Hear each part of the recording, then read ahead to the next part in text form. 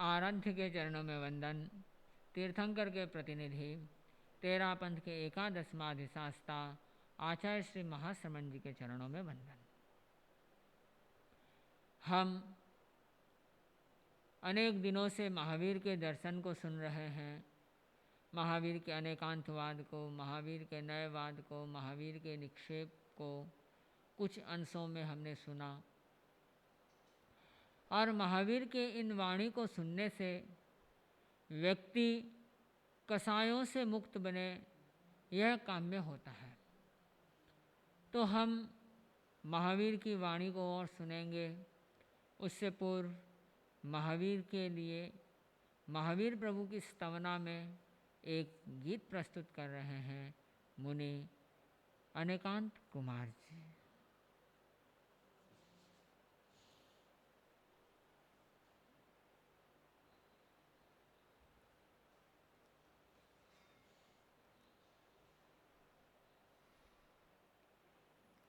अंतः विराजित गुरुदेव के चरणों में सभक्ति वंदना। विराजित मुनिवृंद के चरणों में नमन। एक भक्ति भरा गीत। मैं तो प्रभु गुण गाऊं रे जीवन सुधर जाए। मैं तो प्रभु गुण गाऊं रे जीवन सुधर जाए। जय जय महावीर तेरी जय जय हो। जय जय महावीर तेरी जय जय हो। जय जय महावीर तेरी जय जय हो। जय जय महावीर तेरी जय जय हो। तेरे चरणों में लग जाए प्रीत, ऐसा वर दे दो, ऐसा वर दे दो। सुनो तेरे ही गुण संगीत, ऐसा वर दे दो, ऐसा वर दे दो। बनो सरल मधुर सुविनीत, ऐसा वर दे दो। बनो सरल मधुर सुविनीत, ऐसा वर दे दो। जगरण में पाऊं जीत, ऐसा वर दे दो, ऐसा वर दे दो। हो मन को पवित्र करूं, तेरा ही ध्यान धरूं। मन को पवित्र करूं, तेरा ही ध्यान धरूं। तुझको मनाऊं रे ओ मेरे प्रभु, तुझको मनाऊं रे। मैं तो प्रभु गुण गाऊं रे जीवन सुधर जाए। मैं तो प्रभु गुण गाऊं रे। जय जय महावीर तेरी जय जय हो। जय जय महावीर तेरी जय जय हो। नहीं लगता है जग में सार मेरे जीवन धन, मेरे जीवन धन। है झूठा प्यार दुलार, मेरे जीवन धन, मेरे जीवन धन। विष मिश्रित अमृत धार, मेरे जीवन धन। विष मिश्रित अमृत धार, मेरे जीवन धन। अब ले चल सागर पार, मेरे जीवन धन, मेरे जीवन धन। ओ जैया बिच धार पर हाथ पतवार तेरे, नैया बिच धार मेरी हाथ पतवार तेरे। डूब न जाऊं रे, बचा ले स्वामी डूब न जाऊं रे। मैं तो प्रभु गुण गाऊं रे जीवन सुधर जाए। मैं तो प्रभु गुण गाऊं रे। जय जय महावीर तेरी जय जय हो। जय जय महावीर तेरी जय जय हो। तुम ज्योतिर्मय दीन मान, तेरे शरण गहूँ, तेरे शरण गहूँ। असहायों का अरमान, तेरे शरण गहूँ, तेरे शरण गहूँ। हर देता अंतस अज्ञान, तेरे शरण गहूँ। हर दे हंतस अज्ञान, तेरे शरण गहूँ। कर सतपथ, कर सतपथ परगत मान, तेरे शरण गहूँ, तेरे शरण गहूँ। चेतना प्रदीप जल जन्मों की रीत टल, चेतना प्रदीप जल जन्मों की रीत ढल। ऐसा कर पाऊं रे हो मेरे प्रभु, ऐसा कर पाऊं रे। मैं तो प्रभु गुण गाऊं रे, जीवन सुधर जाए। जय जय महावीर तेरी जय जय हो। जय जय महावीर तेरी जय जय हो। तुम हो एक अनेकों तेरो नाम, ओ अंतर्यामी, ओ अंतर्यामी।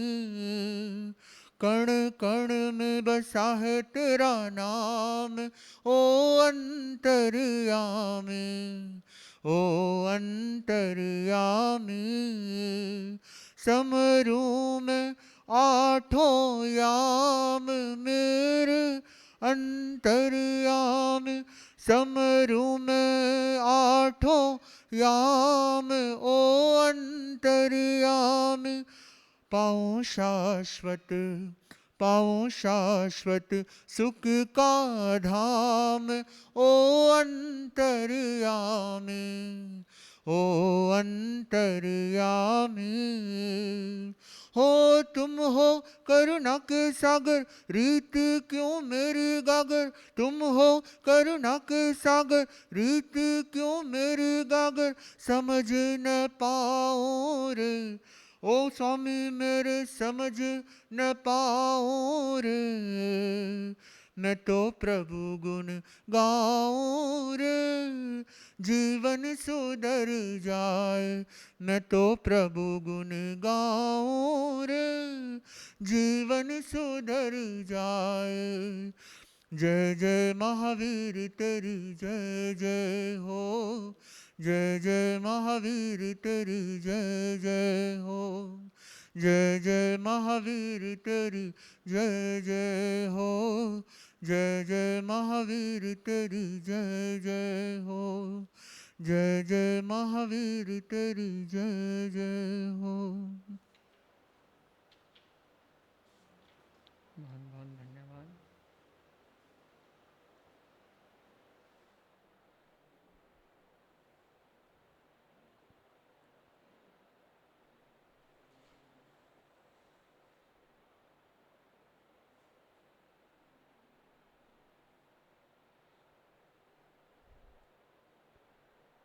आराध्य देव के चरणों में वंदन।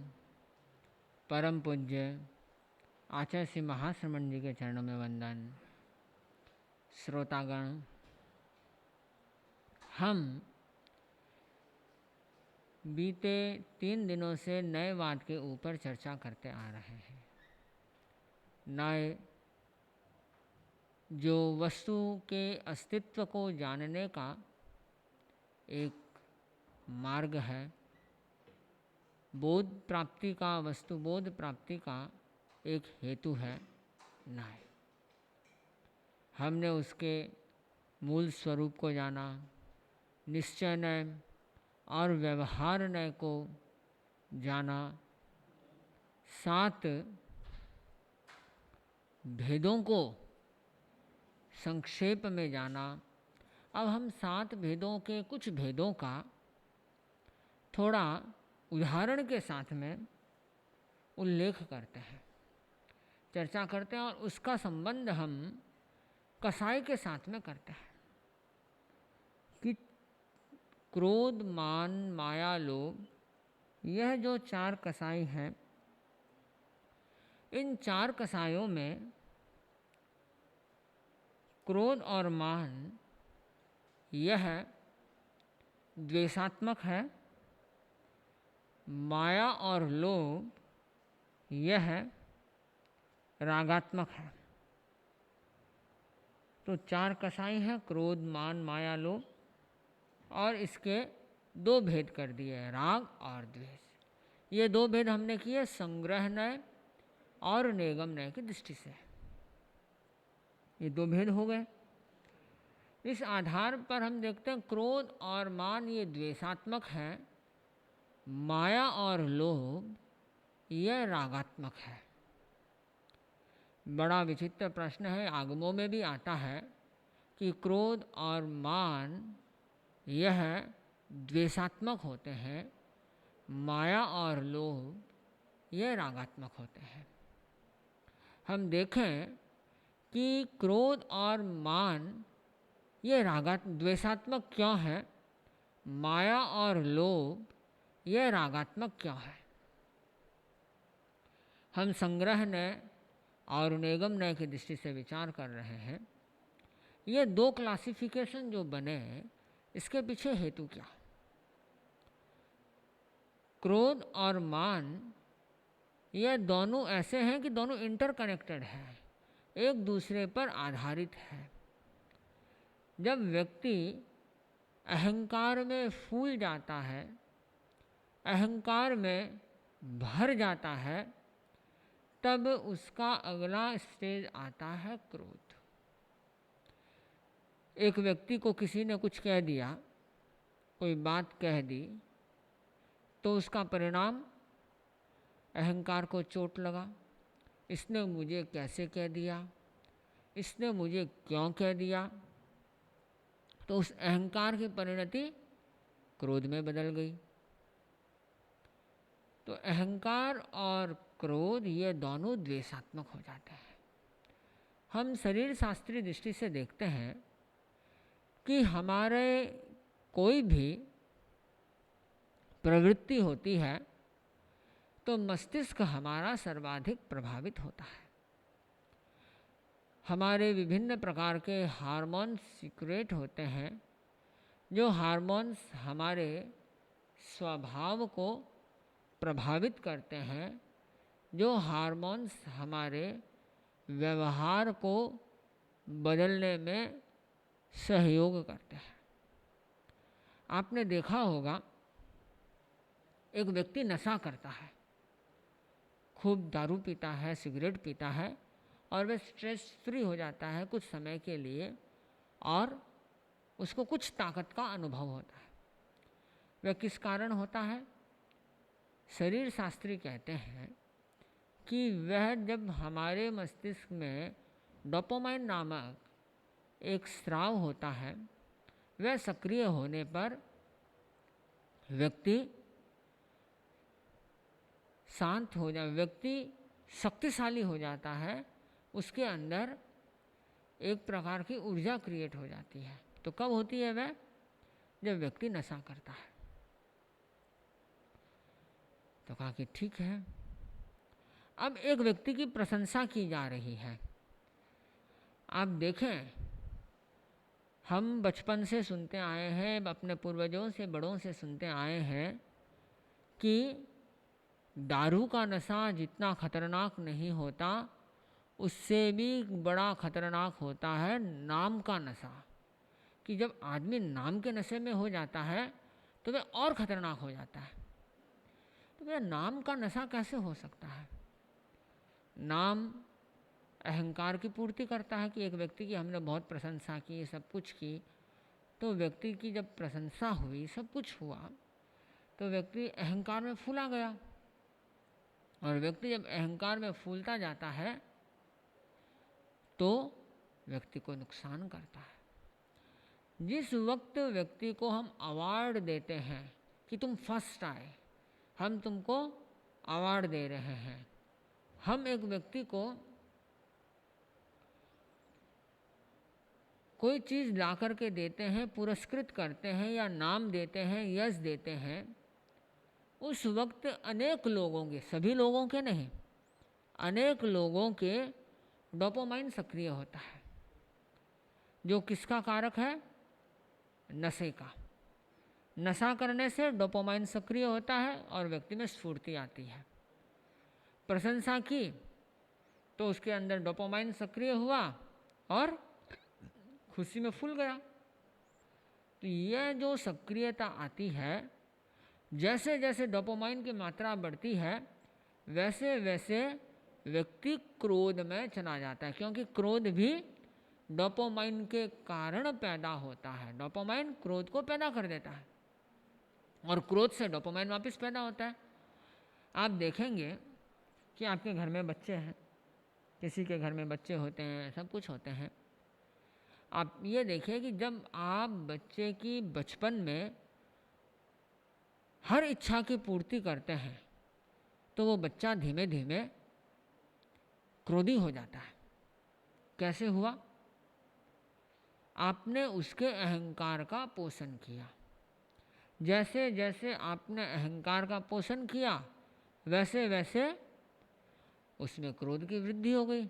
अब जैसे जैसे वह बड़ा होगा, आप उसको कुछ भी कहेंगे या उसकी जिद की पूर्ति नहीं करेंगे तो वह तोड़ फोड़ में लग जाएगा। तो अहंकार और क्रोध ये दोनों इंटरकनेक्टेड है और ये द्वेषात्मक है। कोई ज़रूरी नहीं है हर क्रोध अहंकार से पैदा हो या हर अहंकार क्रोध को पैदा कर दे, पूर्ण रूपेण उसके योगों में ला दे, कोई ज़रूरी नहीं है। पर यह बहुत प्रभावित करते हैं एक दूसरे को। आप देखें कि व्यक्ति जब क्रोध में होता है तो उसके शरीर में द्वेष के ऐसे ऐसे परमाणु सक्रिय हो जाते हैं कि व्यक्ति सामने वाले को हिंसा कर देता है, और हिंसा द्वेष है। एक माँ थी,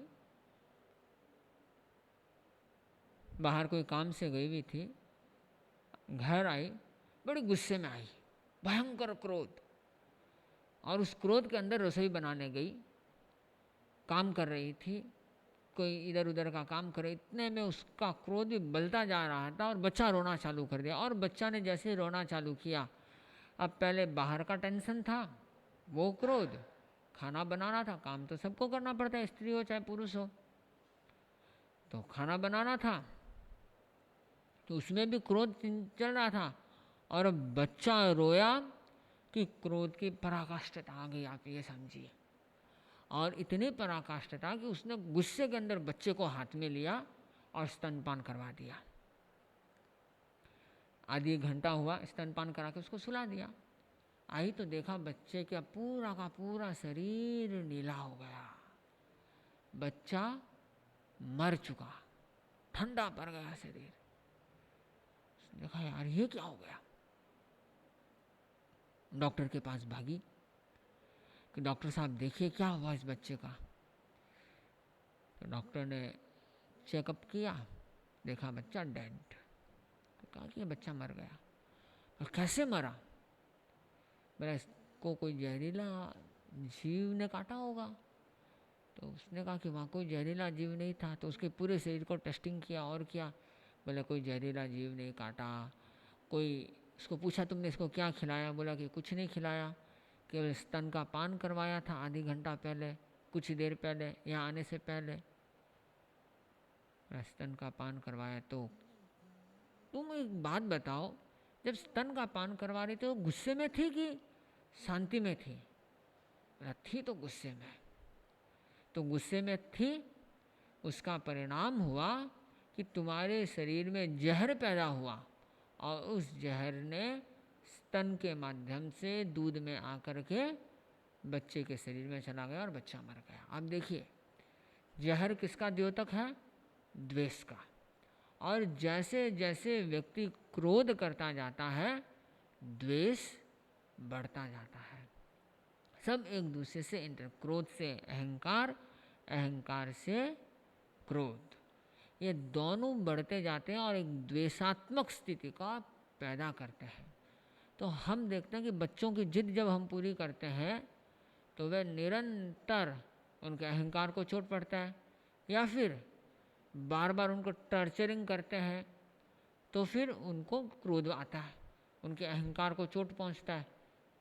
तो अहंकार को जैसे चोट पहुंचता है वे गुस्सा करते हैं।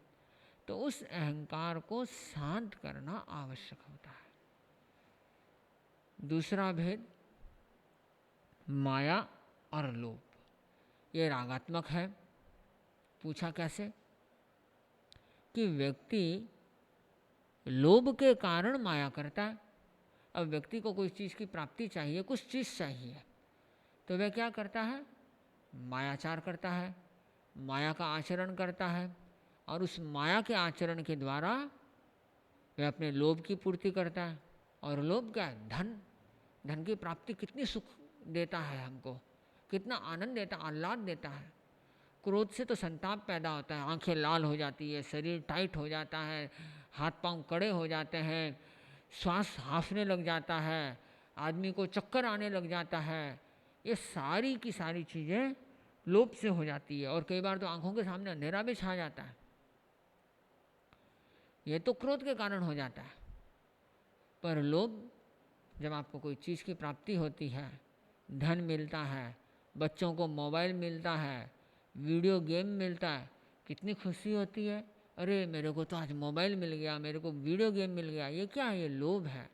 और लोभ से व्यक्ति मायाचार करता है। बच्चा कहेगा कि पापा हमको तो आज स्कूल की पढ़ाई करनी है, इसके लिए मोबाइल चाहिए। तो वह मोबाइल लेके चला जाता है। आधी घंटा की तो क्लास होती है और वहाँ पर चालू कर देता है गेम। तो ये क्या हुआ? माया हो गई। तो ये किससे हुआ? राग के द्वारा। माया रागात्मक है और लोभ रागात्मक है। एक घटना आती है, एक बार दो मित्र जा रहे थे,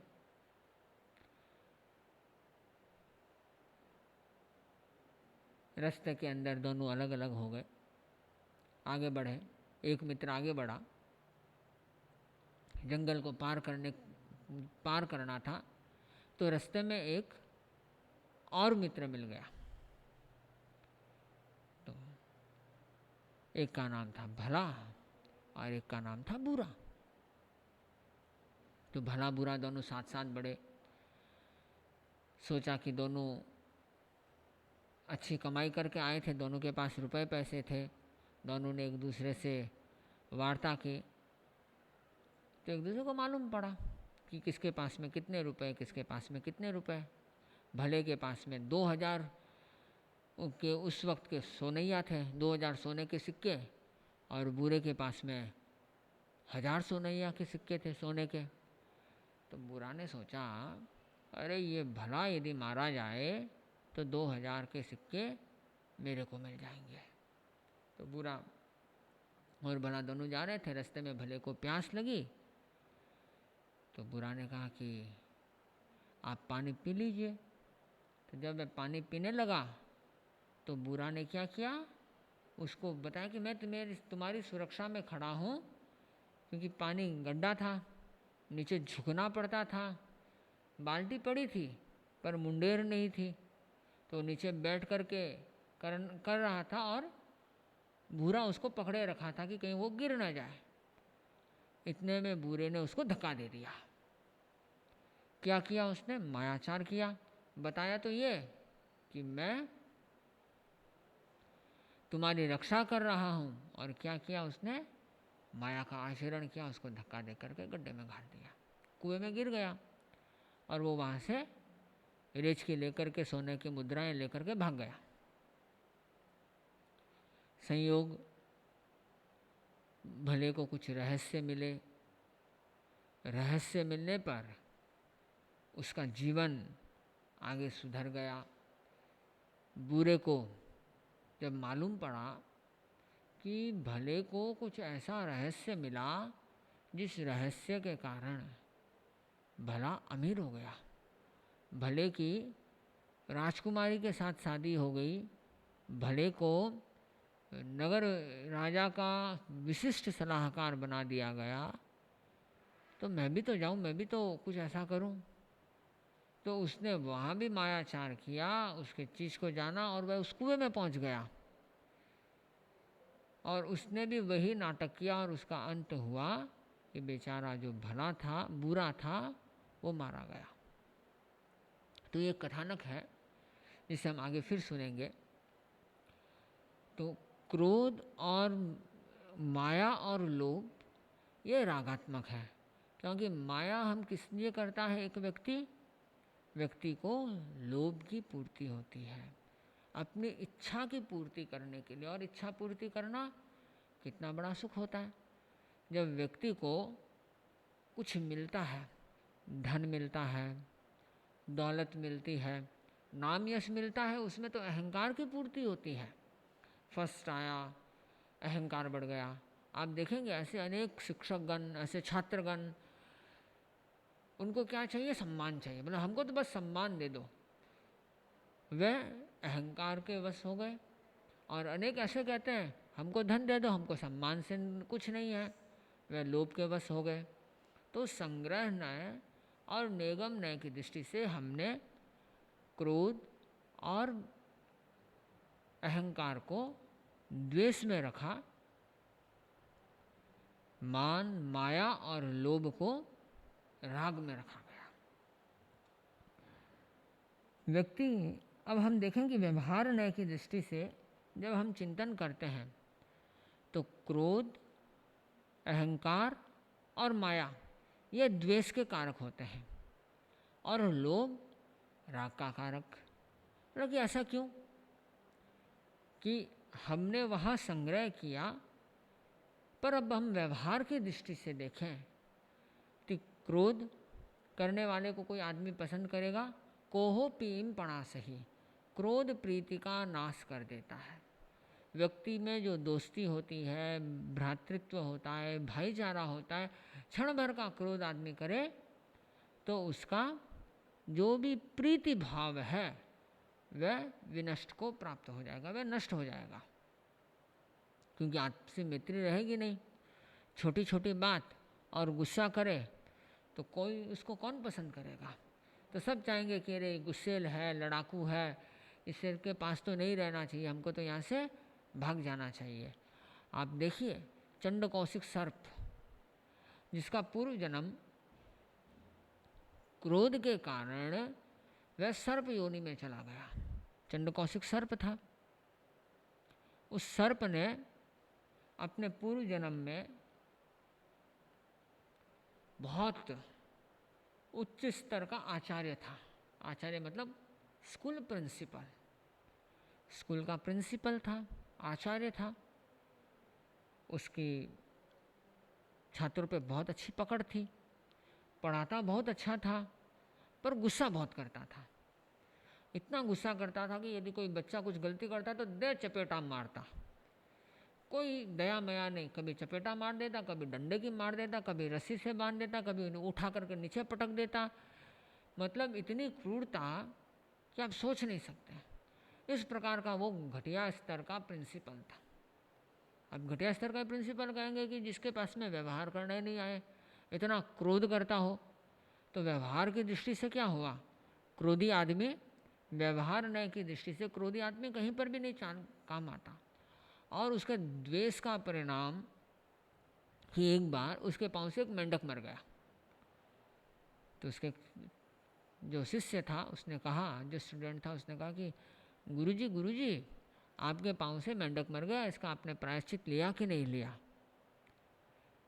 तो गुरुजी ने सुन लिया। दोपहर हुआ कि गुरुजी आज आपके पाँव से मेंढक मरा था, आपने प्रायश्चित ले लिया होगा। गुरुजी ने कहा हाँ ठीक है भाई, एक बार बोल देना, क्यों बार बार बोलते हो? ये क्या हुआ?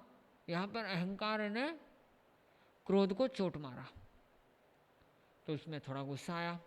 शाम को फिर बोला कि गुरुदेव आपने प्रायश्चित तो ले लिया ना, आपके पाँव से मेंढक मरा था।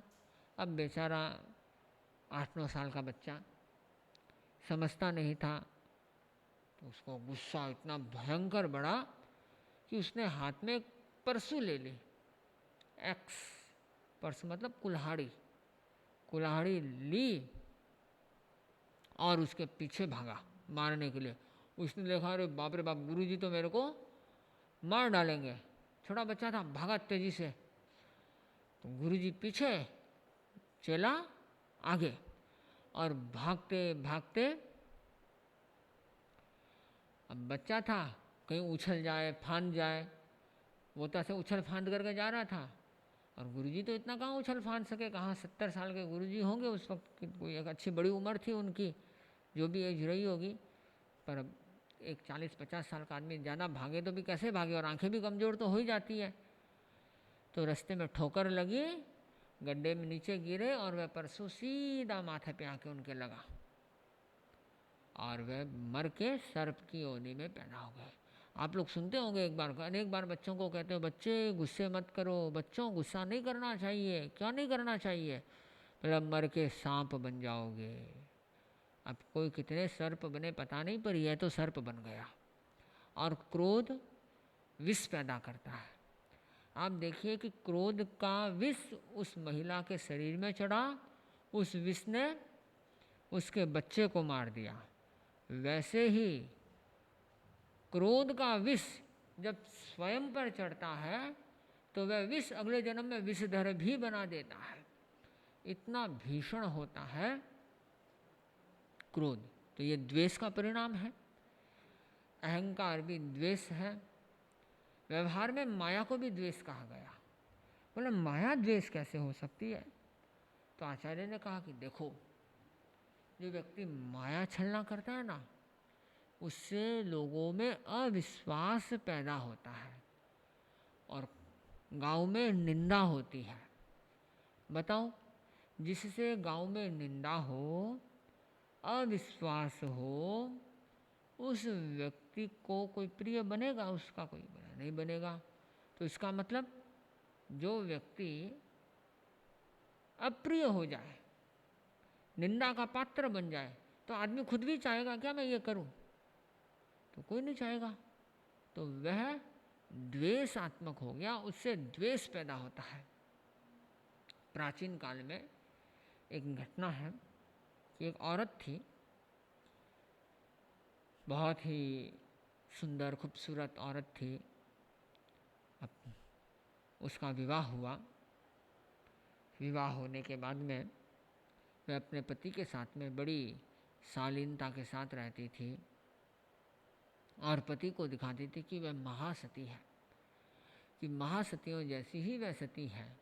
वह अपने मन में किसी अन्य पुरुष का चिंतन ही नहीं कर सकती। वह इतनी महान सतीत्व वाली धारक है कि क्या कहना। पर थी वास्तव में एकदम महाकुल्टा। नियम कर रखा था कि सवेरे जब तक पतिदेव स्नान करके न आ जाए और उनका पाँव धो करके उनके चरणामृत का पान न कर लूं, तब तक मुंह में कुछ नहीं लूंगी। इतनी दृढ़ पतिव्रता। और पति था भी उपाध्याय था, पढ़ाता था, टीचर था। तो जब वह बाहर चला जाता, पीछे से अन्य पुरुष के साथ में रहती थी। पर इतनी पतिव्रता कि क्या दिखाए कि चरणामृत के बिना तो रह नहीं सकती। तो आदमी ने सोचा, वाह रे वाह, कितनी महान मेरी पत्नी है। ऐसी महान पत्नी को प्राप्त करके तो मैं धन्य धन्य हो गया। एक दिन कुछ काल के बाद में उसके पुत्र रत्न की प्राप्ति हुई। तो पुत्र रत्न की प्राप्ति होने पर कहा कि इसका लालन पालन करना होगा। संतान है तो लालन पालन करना अनिवार्य है। तो उसने कहा कि पतिदेव, मैं पतिव्रता हूँ और पतिव्रता हूँ इसलिए मुझे कभी भी अन्य पुरुष का स्पर्श नहीं करना चाहिए। आप देखिए पतिव्रता की कितनी उच्चता, कि वो अपने बच्चे की भी स्पर्श करना नहीं चाहती है कि ये लड़का है इसलिए स्पर्श नहीं करूंगी। पतिव्रता है, अपने पति का चरणामृत पान करती है रोज, उसके बाद में कुछ खाती है, पति को खिलाने के बाद में खाती है, और इतनी भक्ति कि भक्ति का क्या पूछो। तो एक दिन उपाध्याय जी ने कहा कि देखो मैं गांव बाहर जा रहा हूँ, मुझे 10-15 दिन लगेंगे। तो उसने कहा कि आपको 10-15 दिन लगेंगे? बोले हाँ 10-15 दिन लगेंगे। तो बोले मैं कैसे जीऊँगी, मैं तो तपस्या कर लूँगी, मैं तो मर जाऊँगी, मैं कैसे जी सकती हूँ आपके बिना। इतना राग दिखाया। राग है माया, लोभ के कारण माया आता है, संग्रह न्याय कहता है। पर अब देखिए व्यवहार न्याय क्या कहता है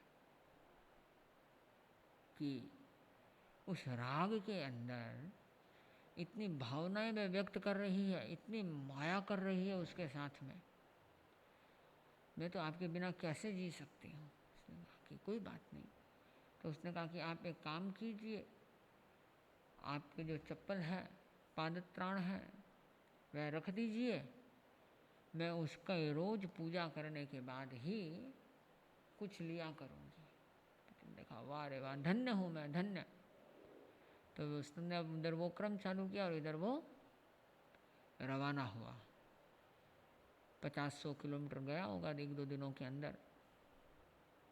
कोई नगरी आई, तो नगरी में उसने देखा कि एक दुकान में एक बाबा जी आए हुए हैं और उस दुकान से उसको कुछ खरीदना भी था। तो वह दुकान के पास गया, तो इतने में उस दुकान झोपड़े टाइप की थी। बाबा ने कुछ लिया और वहाँ से बाबा चल पड़ा। बाबा वापस आया पीछे, वह सामान ले रहा था। तो उसने कहा, देखा कि बाबा ने अपने माथे से तिनका उतारा और तिनका उतार करके उस सामने वाले को दिया, दुकानदार को। बोला भैया मेरे से ये चोरी हो गई, चोरी करना महापाप है। संत और चोरी, ओहो, संतों के और चोरी का कहाँ रिलेशन। संत यदि चोरी करे तो फिर कैसे कार्य हो सकता है। मैं चोरी नहीं कर सकता। अपने मन में बड़ी ग्लानि के साथ में, बड़ी ग्लानि भाव प्रकट करते हुए, संत चोरी ये दोनों बहुत गड़बड़ बात है। एक तिनका भी क्यों न चला जाए, ये महाधूर्तता है, महाधृष्टता है, महापाप का कार्य है। मैंने महापाप कर दिया, अरे मैंने संतों के चोगे को बदनाम कर दिया, मैं इस पापी, मैं ऐसा पापी, ऐसे बोल के छुरा निकाला और अपने गले के ऊपर लगाया। इतने में दुकानदार ने पकड़ लिया, अरे बाबा आप क्या कर रहे हो। कोई बात नहीं, एक तिनका ही तो था, इसको तो वापस देने की भी ज़रूरत नहीं थी। बोला नहीं बेटा, मेरे जीने का अधिकार नहीं है, बाबाओं के समूह को मैंने बर्बाद कर दिया, मैंने संत समुदाय को, वो हर धर्म के अपने अपने समुदाय के होते हैं, तो मैंने बदनाम कर दिया, रे रे। तो उसने देखा कि वाह रे वाह। तो उसने उसका हाथ पकड़ा, कहा कि बाबा माफ़ करो, कोई बात नहीं, हो गया, मैं आपको माफ़ करता हूँ। ऐसा बहुत अनुनय विनय किया। तो बाबा ने कहा ठीक है भाई, तू इतना अनुनय विनय करता है तो मैं जाता हूँ। उसने देखा, अरे एक तो मेरी पतिव्रता पत्नी और दूसरा ये बाबा, ऐसे ज़िंदगी में तो लोग ही दुर्लभ है। तो वह उसके पीछे चला।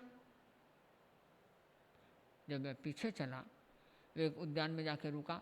तो उसने कहा कि जा करके मैं बाबा के आज दर्शन करके आऊँ, ऐसे महान बाबा के तो सदुपदेश सुनना ही चाहिए। अब देखिए धार्मिक संस्थाओं के अंदर भी कई बार ढोंग हो जाते हैं, गलत लोग आ जाते हैं। चोर तस्कर अपना रूप बदल करके जिस देश में जो धर्म समुदाय ज़्यादा मात्रा में रहता है, वैसा वेश बना करके बदमाशी भी कर लेते हैं, क्योंकि लोगों की श्रद्धा होती है, ठगते हैं। तो वह बाबा जाकर के उद्यान में खड़ा खड़ा ध्यान करने लगा, एकदम स्थिरता के साथ में, बड़ा ध्यान, गहरा ध्यान। अब जैसे ये ध्यान कर रहा था तो वहाँ पर राजकन्या अपनी सहेलियों के साथ में आई, खेल रही थी। तो राजकन्या ने देखा कि एक बाबा जी वहाँ खड़े हैं, ध्यान की मुद्रा में है, नग्न बाबा हैं, उनके दर्शन करके आ जाऊँ। तो वो दर्शन करने के लिए गई और वह क्या था, एक झुरमुट के पीछे था। पूरा का पूरा एक वन होता है, जैसे आप लोग आजकल उद्यान में देखते होंगे कि ऊपर से पूरी लताओं से छाया हुआ, एक साइड पूरा का पूरा बंद, एक प्रकार का कमरा बन जाता है कमरे के तो वैसा बना हुआ था। तो बाबा के उसने प्रणाम किया, कहा बाबा आशीर्वाद दो, मेरा भी कल्याण हो, विकास हो।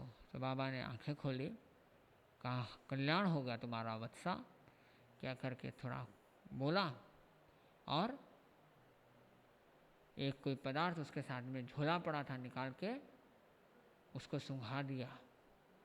तो वह थोड़ी सी असहज हो गई, असहज हुई, पकड़ा, अंदर ले गया, कुकर्म किया, कुकर्म करके गला रेता और गड्ढे में घाल दिया, बूर दिया, एकदम पैक कर दिया और खुद वापस उसके ऊपर खड़ा होकर के ध्यान में स्थित हो गया और बड़ा फटाफट आधी घंटा के अंदर सारा काम कर दिया। वह बेचारा आदमी देखता ही रह गया, ये क्या हो गया। बेचारा डर गया होगा, उसने देखा मैं चिल्लाऊंगा तो मेरे को मार देंगे, जो भी XYZ उसके आदमी के साथ में जो भी घटित हुआ होगा, उसने बचाया नहीं उसको। गलत को देखना भी गलत ही है। तो उसने जब उसको बचाया नहीं, वह मर गई, तो उसने देखा अरे बाबा इतना धूर्त। और वहीं पर एक पंछी उसी उद्यान में बैठा था और सभी पंछी आकर के उसको कुछ न कुछ दाना घालते थे। बूढ़ा वल्चर था, बूढ़ा गीद था। उसको क्यों वहाँ रखा कि वह गीद बूढ़ा हो गया, उसको खाना दिया जाए, उसको अच्छा भोजन ला करके देते थे दूसरे पक्षी कि वह अंडों की सुरक्षा करे। और वह बड़ा ही संत पुरुष की तरह बैठा रहता था। वह भी देखा, उसने उसको भी देखा, बोला देखो सब कितना ध्यान रखते इस पंछी का। वो उसमें उलझा हुआ होगा उस वक्त। तो उसने देखा कि वो पंछी जैसे ही सारे पंछी चले जाते हैं तो वो बड़ा गिद्ध आके अंडों को खा जाता है और फिर जाकर के ध्यान मस्त हो जाता है। आंखें बंद, सबका ध्यान रखना, कोई आ जाए तो उसको उड़ाना करना, पर जो बाढ़ के रूप में है और वह खुद ही मार रहा है, छलना कर रहा है। आप देखिए इधर उस बाबे की छलना, इधर उस पंछी की छलना, उस गिद्ध की छलना। इस छलना ने उसके दिमाग में क्लिक किया, अरे भाई एक बात बताओ, ये अति जो करते हैं ना कुछ गड़बड़ी है इसमें। मेरी पत्नी जो अपने पुत्र को भी नहीं पालन करती है, सीता माता हुई, उन्होंने भी तो अपने बेटों का पालन किया था। द्रौपदी जैसी महासती हुई, उसने भी तो अपने बच्चों का पालन किया था। उसके तो 5 पुत्र थे, द्रौपदी के 5 पति थे, फिर भी वह महासती थी। बहुत महत्वपूर्ण बात है ये। उसकी जो स्थिरता थी वह बहुत उच्च स्तर की स्थिरता थी। उसने भी अपने पति का, बच्चों का लालन पालन किया। सीता माता ने भी लालन पालन किया, अनेक मृगावती ने भी लालन पालन किया। सब जितने भी महासतियाँ जिन जिन के पुत्र हुए, सब ने अपने पुत्रों का पालन किया। मेरी पत्नी ने पुत्र का पालन नहीं किया और उसको छोड़ दिया। उसके लिए मैंने एक दास रखा, एक नौकर को रखा पालने के लिए। इसका मतलब क्या हुआ? तो मन में संदेह आ गया। और संदेह इतना ज़बरदस्त होता है कि व्यक्ति अपने संशय की पूर्ति के लिए खोज करता है। तो वह संशय में आया, खोज करने के लिए गया। खोजते खोजते घर में पहुंचा और क्या देखता है वह कि उसकी पत्नी एक लंगड़े आदमी के साथ में बेड पर सोई हुई है। उसने देखा, अरे ये क्या, ऐसा आदमी जिसकी दोनों टांग कटी हुई हो, मतलब दोनों पाँव नहीं है, लंगड़ा तो एक पाँव का होता है, उसके तो दोनों ही पाँव नहीं है, और शरीर की हालत नहीं है पर रिष्ट पुष्ट था। वह उसके ऊपर मोहित होकर के कर रही है। मन में बड़ा वैराग्य आया, छोड़ दिया उसको, राजा को बताया, राजा ने उसको दंडित किया, सब कुछ दिया, पूरे के पूरे गांव में वह बदनाम हुई। उधर उस राजकुमारी के पिता को बताया कि इस व्यक्ति ने तुम्हारी पुत्री को मारा, तो उसकी भी बड़ी निंदा अवहेलना हुई, उस पंछी की बड़ी निंदा अवहेलना हुई, लोगों ने पंछी को तो साहब मार दिया, राजा ने उसको सजाए मौत दे दी, इसने घर से निकाल दिया और वह बीमार होकर के मर गई। तो ये माया क्या किया? माया ने द्वेष पैदा किया, माया ने अविश्वास पैदा किया, माया ने उसके मन में उसके प्रति घृणा पैदा कर दी, स्वयं भी निंदा के भागी बने। तो जो चीज़ हमें निंदा दे, अविश्वास पैदा करे, वह क्या है? द्वेष है। नए नए की अपेक्षा से कितना बड़ा परिवर्तन आया। दो इधर एक साथ जुड़े थे पहले, अब माया भी व्यवहार नए में आ गई, क्योंकि व्यवहार जगत में, आम जिंदगी में हम माया को निंदा के रूप में देखते हैं, जानते हैं, पर शरीर के अंदर जब हम देखते हैं, उसका अंदर के व्यक्ति से जब हम देखेंगे उस व्यक्ति के ऊपर, तो उसको तो माया करने से खुशी हुई, और दुनिया की दृष्टि से जब हम देखेंगे तो उसमें द्वेष पैदा हुआ। तो ये द्वेष है, वह बड़ा ही भारी है। तो क्रोध, मान और माया, यह व्यवहार नय की दृष्टि से तो हो गए द्वेष, और लोभ हो गया राग। क्यों? क्योंकि इसमें अच्छा फील होता है, व्यक्ति गुड फीलिंग करता है। वह उससे क्या होगा? बोले उससे व्यक्ति को अपना अच्छा जीवन मिलेगा। व्यक्ति के पास जब लोभ होगा, आप देखते हैं कि आज का अर्थशास्त्र क्या कहता है कि व्यक्ति के अंदर लोभ को बढ़ाओ, मांग बढ़ाओ, जैसे जैसे मांग बढ़ेगी वैसे वैसे खुशी बढ़ेगी, पुद्गल से सुख की प्राप्ति। तो जब पुद्गल से सुख की प्राप्ति चाहेंगे, आखिर है तो वह पाप ही, कोई बात नहीं, पर वह राग पाप है, राग के अंग भूत हो जाता है।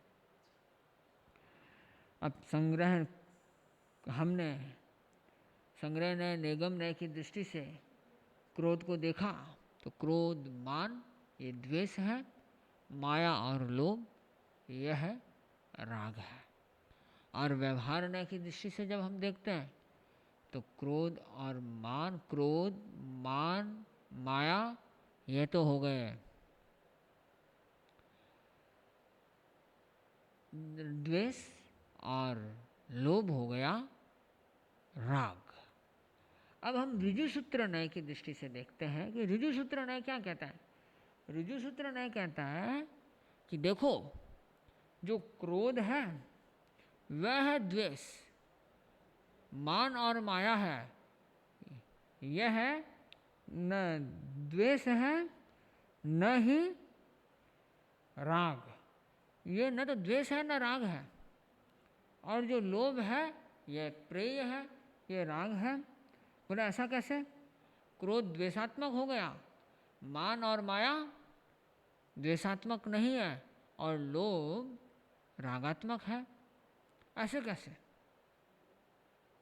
तो कहा कि देखो, क्रोध करने पर क्या होता है? व्यक्ति को पीड़ा होती है, शरीर थर थर कांपता है। जैसे जैसे गुस्सा बढ़ेगा व्यक्ति का शरीर धूझने लगेगा, व्यक्ति कुछ सहन नहीं कर सकता, व्यक्ति इतनी बुरी तरह धूझ जाता है कि वह दिनों दिनों तक धूझता रहता है। ऐसी स्थिति हो जाती है कि बस धूझनी धूझनी उसके छूटती रहती है, इतनी भयंकर धूझनी कि वह शांति नहीं हो पाता है, वह मारने के लिए उतारू हो जाता है, वह दांत को किटकिट करता है, आंखें लाल हो जाती है, पूरा शरीर आक्रामक हो जाता है। ये क्या हुआ? ये सारी स्थिति कब पैदा हुई? क्रोध करने से। तो किसको दुख हुआ? आदमी को। सामने वाले पर क्या असर हुआ उससे कोई मतलब नहीं है। हमारे अंग पर क्या असर आता है प्रत्यक्ष आँखों से जो हम देखते हैं, तो हमारे शरीर पर प्रत्यक्ष असर आता है कि वह द्वेष है। एकदम वास्तविक है कि व्यक्ति के शरीर का तो वह हानि करता ही करता है। ऊपर से हम देखते हैं तब, अंदर से तो मान और माया भी हानि करती है, पर ऊपर से मान और माया के अंदर आपको महसूस नहीं होगा कि व्यक्ति जब अहंकार में आया, जब उसको गिफ्ट मिला, अवार्ड मिला, लोभ जगह तो अलग बात है, नहीं तो वह बहुत ज़्यादा ऐसा ओहो हो, उसकी अहंकार की पूर्ति हुई तो व्यक्ति थोड़ा शांत रहता है, और लोभ की पूर्ति हो जाता है, ओह मुझे ये मिला, ये मिला, वो मिला। इन सब चीज़ों से उसके बड़ी शरीर में आह्लाद उत्पन्न होता है, बड़ी खुशी उत्पन्न होती है। पर दूसरी तरफ जहाँ अहंकार और माया होता है, व्यक्ति सामान्यतया दिखने में शांत दिखता है। यह ऋजुसूत्र ने कहता है कि इसका हमारे शरीर पर बाह्य रूप से कोई विशेष असर नहीं आता। अब देखिए नए नए के अंदर कितना फर्क पड़ गया कि संग्रह नय और निगम नय की दृष्टि से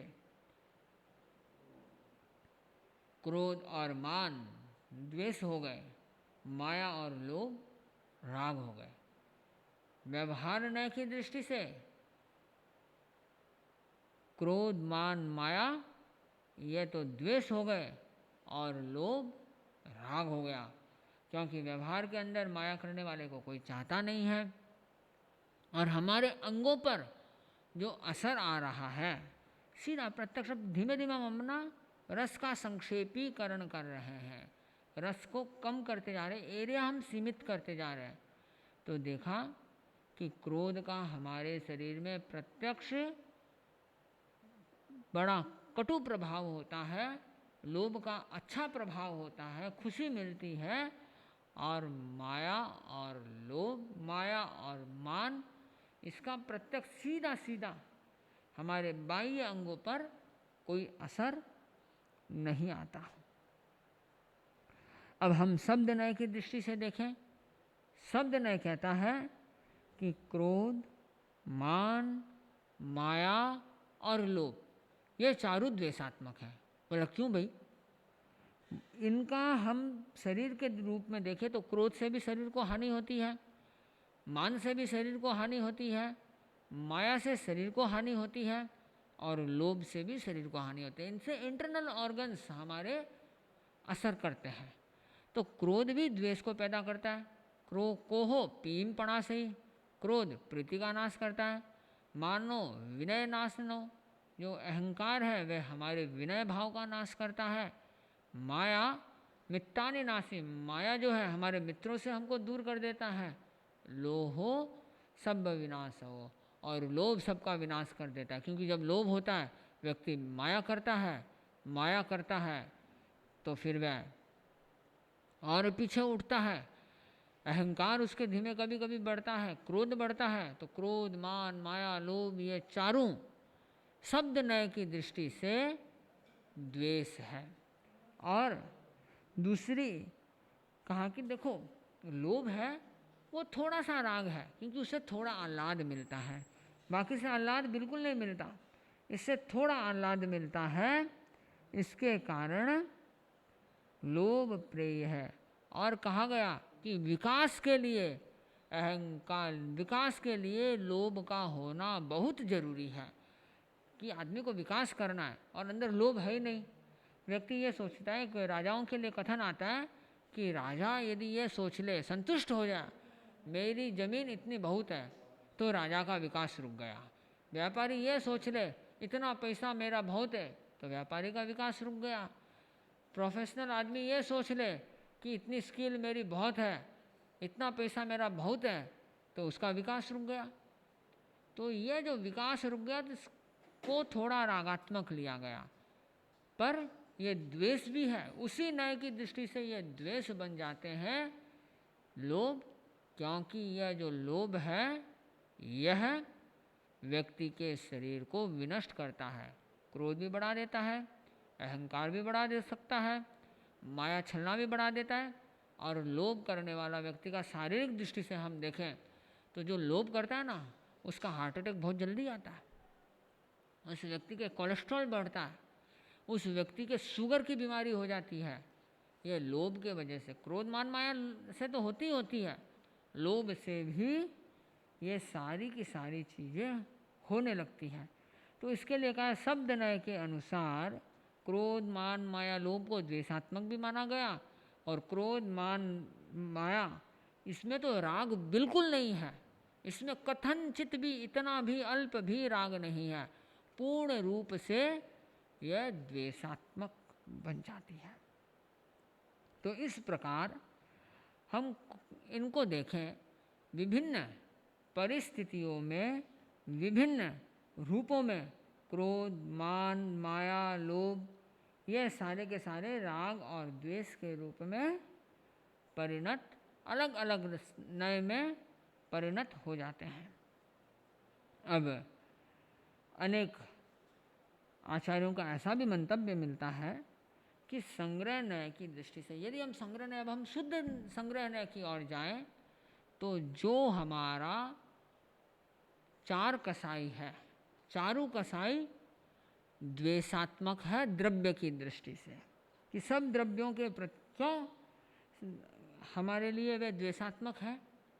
तो कहा गया कि देखो, हर वस्तु कभी न कभी किसी न किसी को दुख तो देती है। आज एक व्यक्ति अच्छा क्रीम लगाता है, सनस्क्रीन लगाता है, अनेक बार वो जो सनस्क्रीन होता है वही चमड़ी को ख़राब कर देती है। तो ये क्या है? वो उसको राग बड़ा लगा था, पर उसने उसका द्वेष पैदा कर दिया, नुकसान पैदा कर दिया। तो वही लोभ कि मैं बड़ा सुंदर दिखूं, बड़ा खूबसूरत दिखूं, ये एक लोभ अहंकार था। तो उस व्यक्ति में यह प्रियता और अप्रियता आ जाए। तो जब तक क्रोध मान माया लोभ यह रागपूर्ण सभी के सभी रागात्मक भी है संग्रहणय की दृष्टि से, और सभी के सभी द्वेषात्मक है संग्रहणय की दृष्टि से। तो हमने इन दिनों में नय के विषय में सुना, एक क्लिष्ट विषय है, हो सकता है इसमें कहीं उच्चावच हुआ हो सकता है कुछ कथन में आगे पीछे रहा हो, विषय का प्रतिपादन में ऊपर नीचे रहा हुआ हो, तो मिच्छामि दुक्कडम। आज का रात्रिकालीन सत्संग का कार्यक्रम पूर्ण किया जा रहा है। सुने मंगल पाठ। अरहंते शरणं पवंजामि, सिद्धे शरणं पवंजामि, साहु शरणं पवंजामि, केवलिपन्नतं धम्मं शरणं पवंजामि, विघ्नहरण मंगलकरण स्वामी भिक्षुणो नाम गुणो लक्ष्मरण किया सरे अचिंत्या काम सरे।